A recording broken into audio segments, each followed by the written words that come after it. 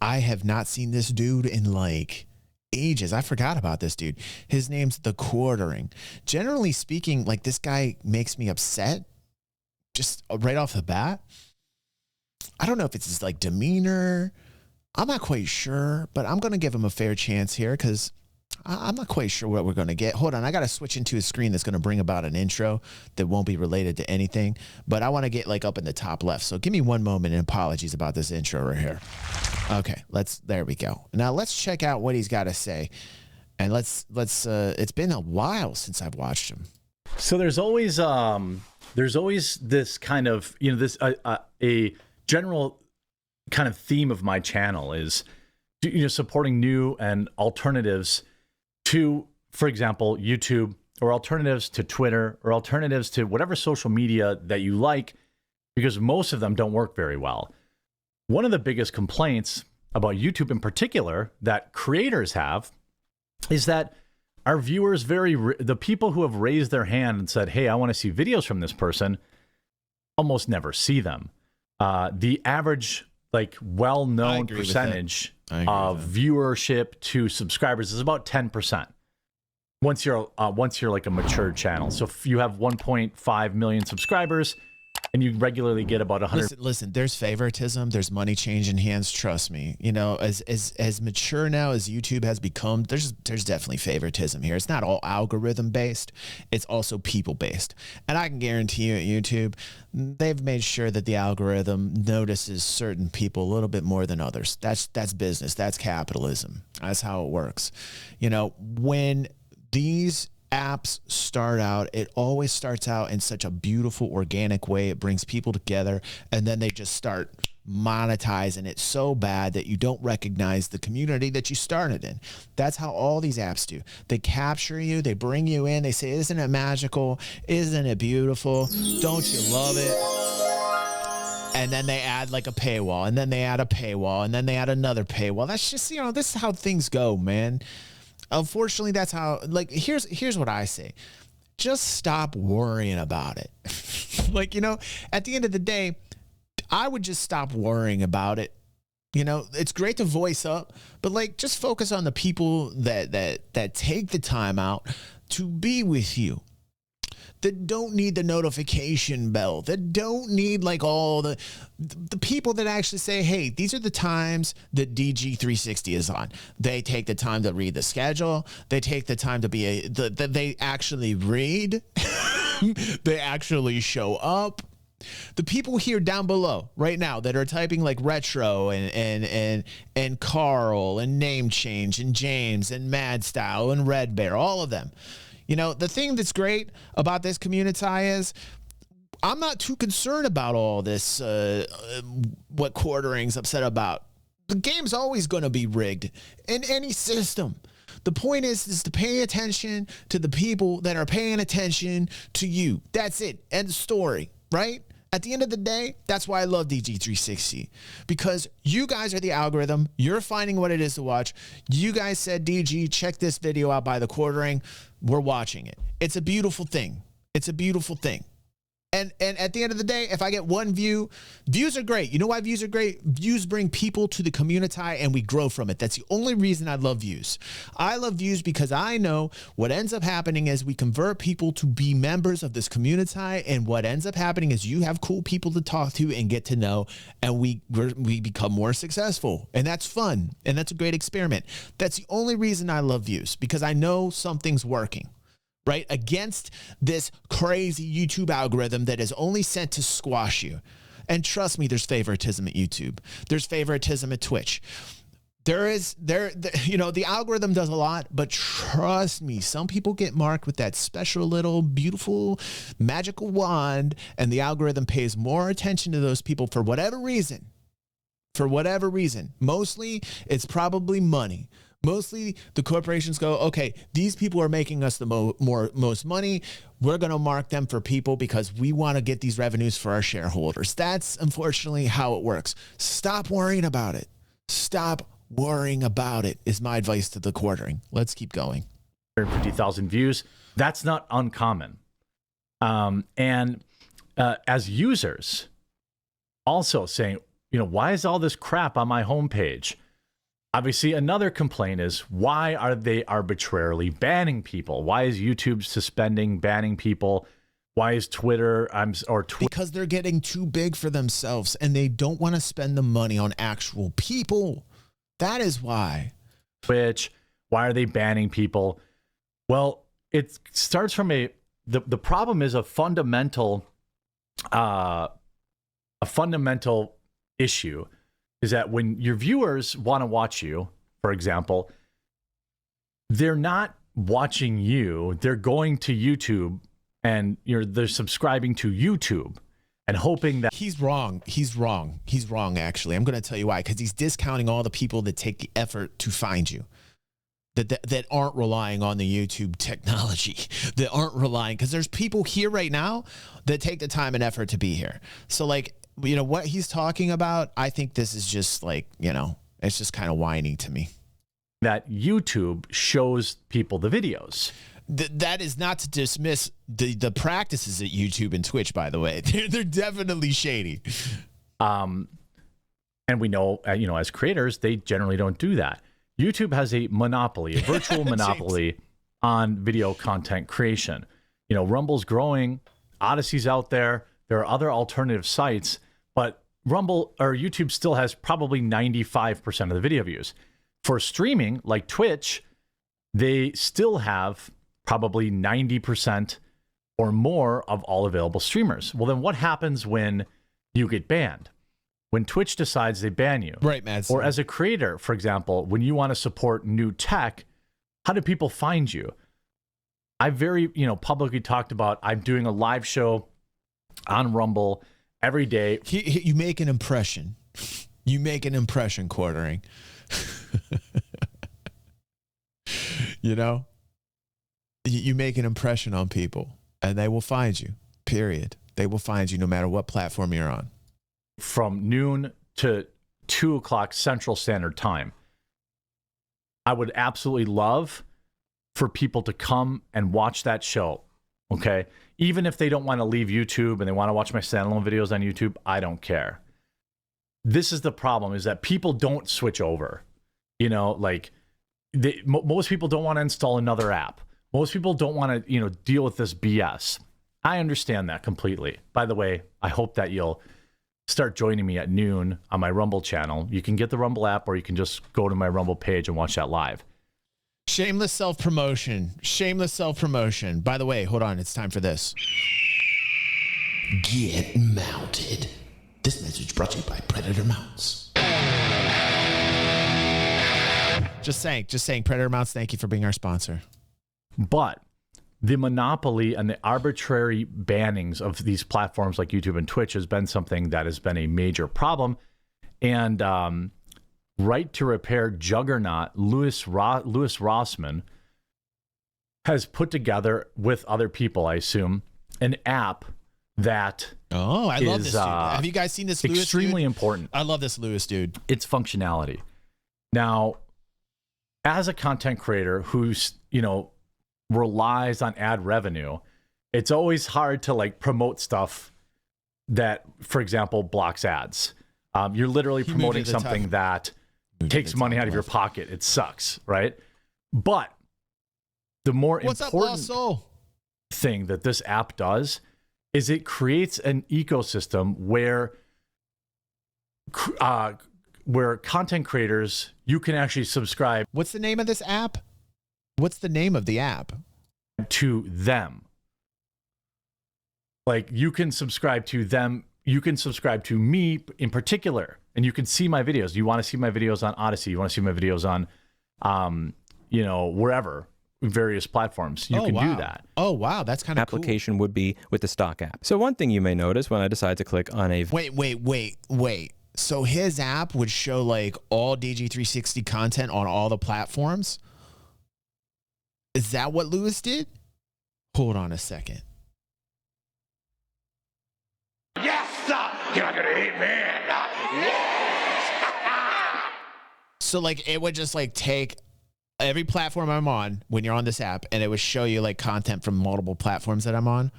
That's a really good idea. That's cool. I don't know how practical that would be for people, but for people that, you know, really love AG360, that actually would be a really cool app to have, you know.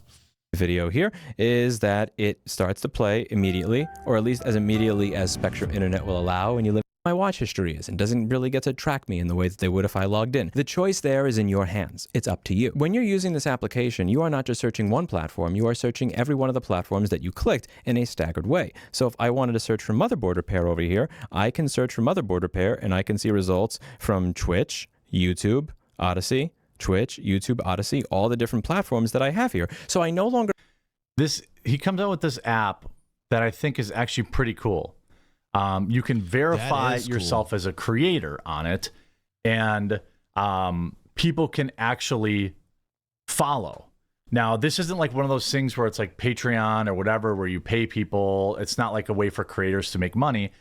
It's a way, though, for people to stay out of, you know, the loop, out of the watchful eye, and backup content, by the way. So if you get banned off YouTube, that's actually a very decentralized way to go about it. I love what Lewis is doing here, because that is a very anti-corporate, decentralized way to go about finding your favorite creator on multiple platforms, so that you aren't stuck in this YouTube loop or this Twitch loop or this TikTok loop, or, you know, like, I think that's a really good idea. You know, your viewers can still find you much easier.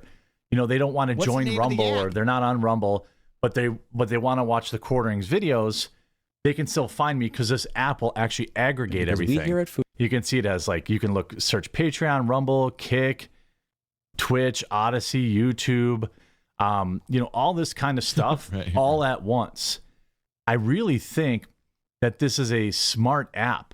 And I think that it's really important in the age of people getting banned and suspended from platforms.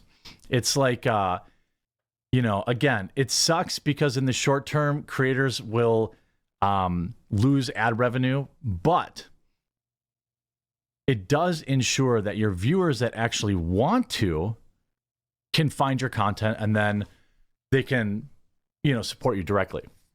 For example, I tell people, like, oh, there's this app, right? And again, I'm not getting paid to promote this. In fact, I'm losing money to promote this. But I do think I really like the idea, and you have to stand by your principles. And the principle is like, I like that. I really want to, you know, be able to have my viewers find my videos. Yeah. That's cool. This app looks like... What's it called? I'm going to download it today. I'm going to try it. You know, you have one universal feed. You can view YouTube alongside paid content like Patreon, or even platforms like Twitch, Rumble, Odyssey, things like that. Log into your platforms and receive the same recommendations you would get on their website. And you can import subscriptions and playlists from any supported platform. It also has background play, offline playback, live streams, and chat.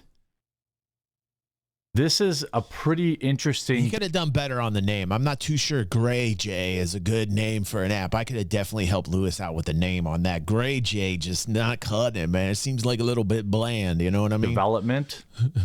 Like, let's spice it up, man. I think it's pretty smart. And you can cast. You can also do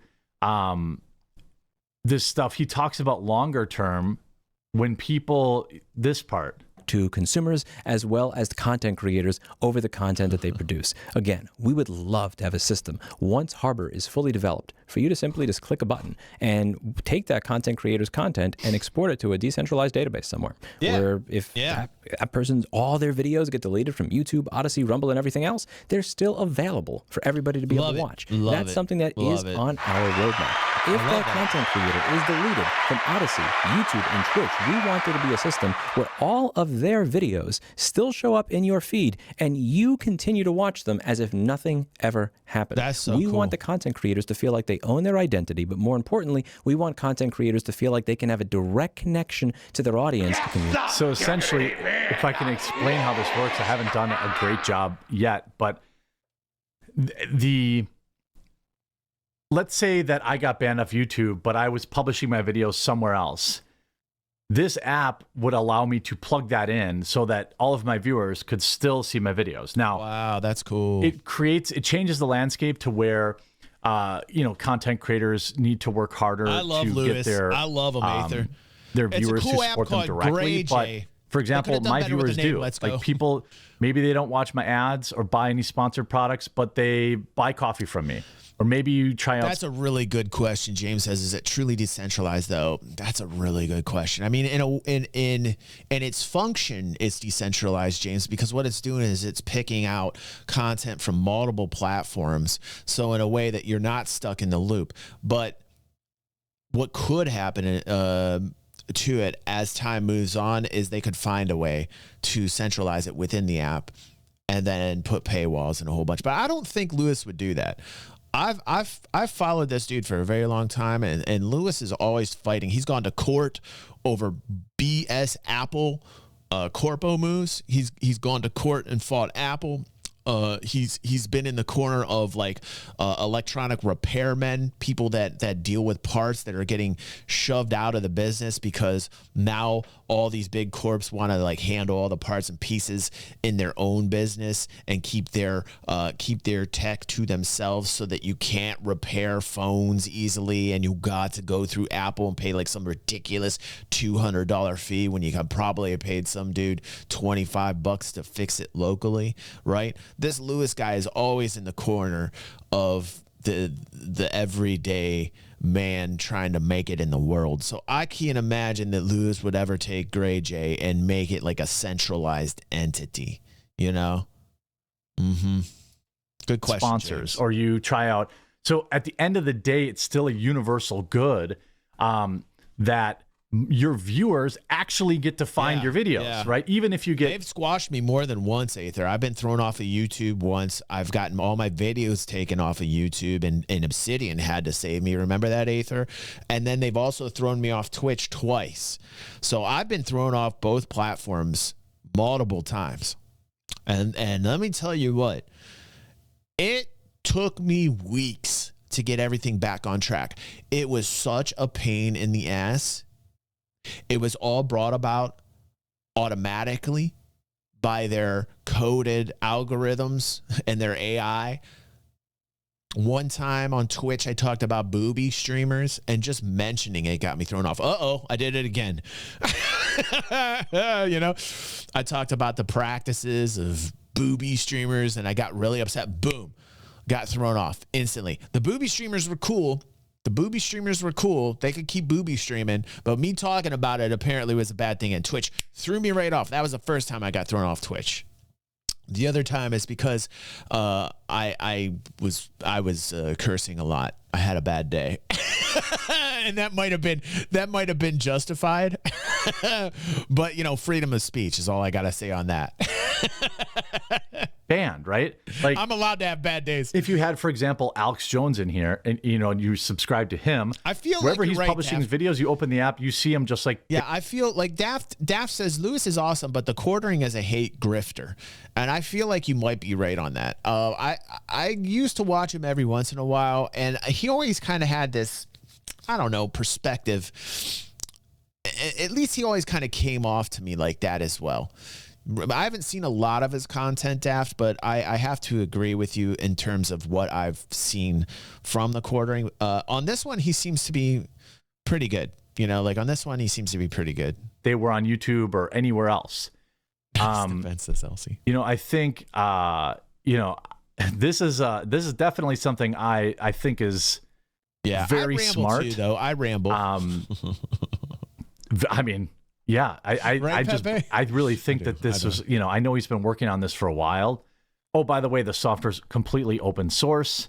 That's cool. You don't have to pay for it. That's I think they ask for a couple bucks, but that's cool. I would always say pay for it. But again, this is not an ad. And like I said, in fact, I think it's more important that you can reach your viewers than the ad revenue you can make on them, especially once you're, a larger creator. You've got to just get more creative on generating revenue. You sell merch. Aether says, I don't know. I feel like Hate Grifter is too strong of a label, to be honest. He has strong views. I think his positions are pretty reasonable.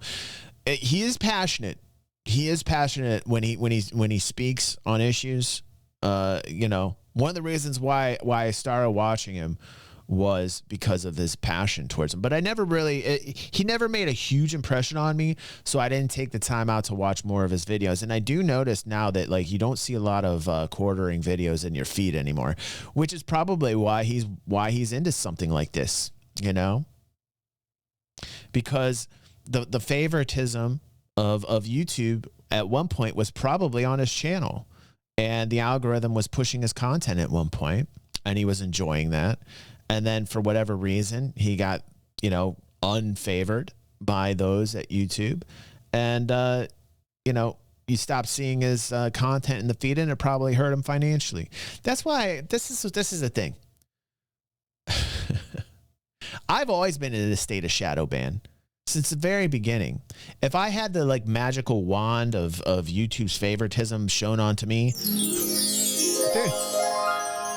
I'd have hundreds of thousands of subscribers by now, man. I'm the most shadow banned presence on the internet, man. For real. I know, because I've seen my analytics just get like squashed. Like I've seen a video take off and it's doing like really good, and I'll see the bars stack up and I'll be like, oh wow, this video is doing really good. And then like literally 30 minutes later, I look at the analytics and it goes from like, you know, 500, 600 views in an hour, and then it goes down to like 75. And I'm like, wait a second. So like, I know there's something going on behind the scenes at YouTube. I am not blessed. I do not have the YouTube favoritism wand on me, and I never will. And so therefore I don't care. I'm not going to care about that stuff. I think what's really important is making connections with the viewers. I think your audience should become your friends. I think you should know the people that watch you. It's just something that I've been very personal like that. I'm the type of dude, I like to open up. I like when people open up around me. I like to get to know people. I like to get to take the time to know you. You know, I don't want this to be an experience where it's just I'm this bald-headed dude on your screen, you know, just being a regular banana entertaining you. Banana fountain. I mean, there is that.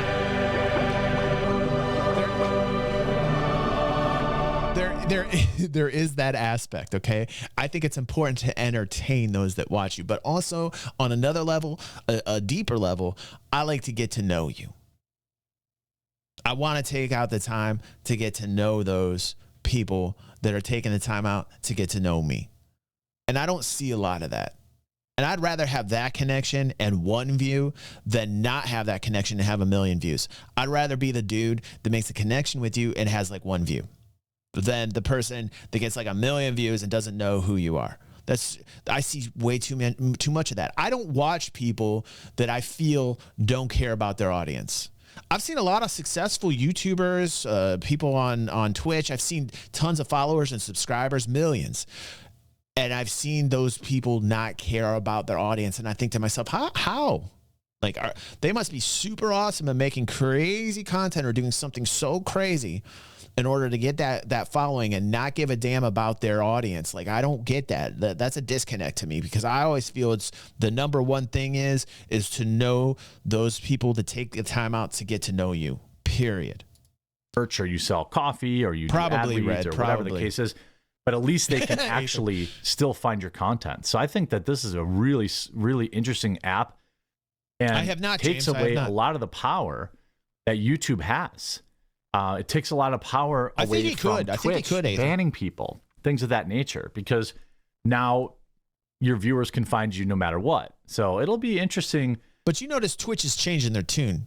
2 weeks ago, we learned that you can actually multi-stream now. Twitch in their TOS had stated that people on Twitch could not multi-stream on other platforms because they wanted to keep you to themselves. And that thing had kept me from multi-streaming for a long time. And I'm actually thinking about stepping into the multi-streaming realm because Twitch lifted that, because Twitch has to lift that, because it's a dumb guideline in their TOS and they got rid of it. Because it was hurting them. People were leaving because of it. And the second more people went to Kick and more people went to Rumble because they were tired of the Twitch policies, what did Twitch do? Oh, we're sorry. Let's drop this in the TOS. They'll love us now. Well, they've made a lot of enemies. I'm happy to be on a platform that has a lot of people so we can be discovered. Personally, I don't like a lot of their tactics. I don't like a lot of their business practices. I know that new players in the field like Kick and other platforms, you know, they start out all great. And then what ends up happening after a couple of years, they turn into Twitch, they turn into YouTube. I've seen it happen 1,000 times. Every time somebody says, oh, try this platform, try that platform, try this platform, do this, blah, blah, blah, blah, blah, blah, blah, blah, blah, blah, new platform. I know what ends up happening. At the end of the day, what ends up happening is they become the thing that they fought.